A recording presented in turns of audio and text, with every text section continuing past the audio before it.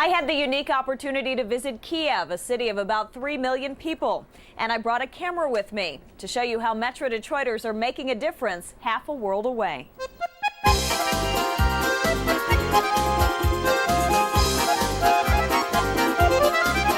It's about as far from Michigan as you can probably imagine, the city of Kiev in the Ukraine. But when you look around, some things seem familiar. The cranes in construction, the busy streets, the brand new hotels. This is Krishyatik Boulevard. I traveled to Kiev with a group of 17 other Metro Detroiters to experience firsthand how life is changing there. The city is undergoing a renaissance, one you can see from the growing skyline and one you have to look more closely to see. This group of kindergartners is just one sign of the brand new times, part of a new generation with religious freedom.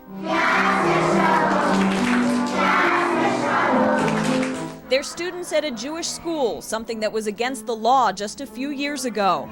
In fact, people here lived under religious persecution for decades, during one of the darkest chapters in history. More than 75 years, Jewish life here in the former Soviet Union was prohibited. It was really dangerous to celebrate Jewish holidays, to keep Jewish tradition. But in the last 10 years, with the fall of communism, things have changed. Kiev's Jewish community is re-emerging, and Metro Detroiters are helping out. Michigan is very involved in the renewal efforts here.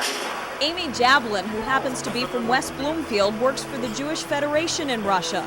The organization makes sure money raised in Metro Detroit is distributed to the Kiev community to help pay for programs like the kindergarten. Money raised in Detroit helps support 5 Jewish community centers like this one here in Kiev. In fact, $35,000 came to this center this year.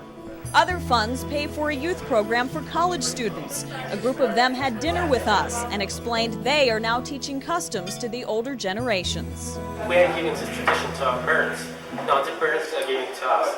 And in a community where many senior citizens, like this group of women we met, live on just $25 a month, the financial support makes a world of difference. The people are grateful. And first of all, I wanted to say thank you. Just thanks to financial support from Detroit Federation, we can do it.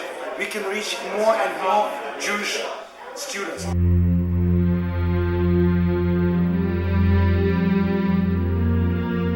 The scars of the past are still evident. This memorial at Baba Yar marks the site of the murder of thousands of Jews by German soldiers from 1941 to 1943. But right nearby, we also visited the future home of a new Jewish community center, a piece of land donated by Kiev's mayor. Times are changing, and for the group of young professionals on our trip, it was an eye-opening experience. It just felt like a good community-building thing for us as Americans and as people from Michigan to go experience something like that, so outside our daily lives. I think that we've learned a lot. We've definitely bonded as a group, and we've seen the difference that we can make if we stick together and work hard.